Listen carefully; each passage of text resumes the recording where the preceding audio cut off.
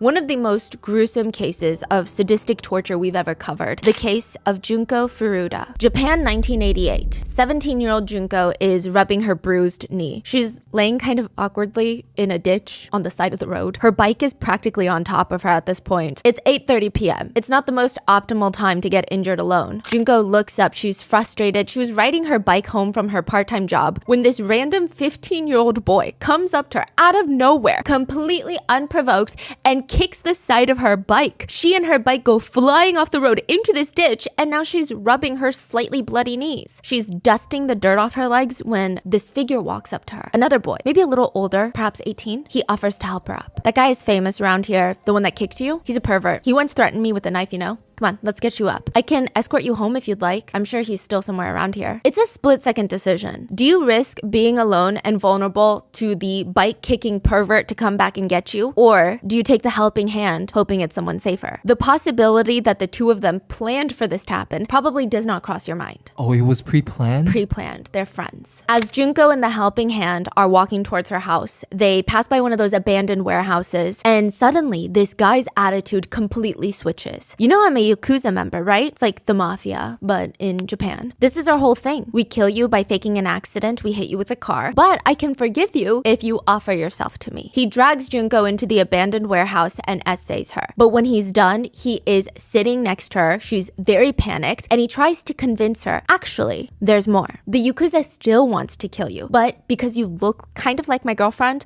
I feel a little bit of sympathy for you. I want to let you live. I can talk to my superiors and ask them not to kill you, but you have to stay with me for maybe the weekend. He leaves to call two of his friends, and he tells them, I've captured a woman. Do you guys want to eat together? That night, him and his three friends would take turns gang essaying her, and they would invite more friends over, and soon the torture would begin. They would make fun of her. It was estimated that Junko was essayed by at least 100 different men during her 44 days in captivity. The sexual torture would only escalate in the next few weeks. It's almost like her captors and the other friends who would be invited over were playing this game of who can be more sick, who can be more twisted. Within a few weeks, they start essaying Junko with other objects. They initially start with random objects that they could find to get their hands on, but eventually they start intentionally looking for objects that would cause the most damage. They begin to torture Junko by inserting sharp scissors, metal rods, metal skewers that you use to grill meat on, glass beverage bottles into her private parts to essay her. At one point, they placed a hot light bulb into her private region and roughly moved it around until it shattered inside of her. Junko would be essayed so regularly and so brutally that her internal organs were, quote, mangled by the end of the 44 days.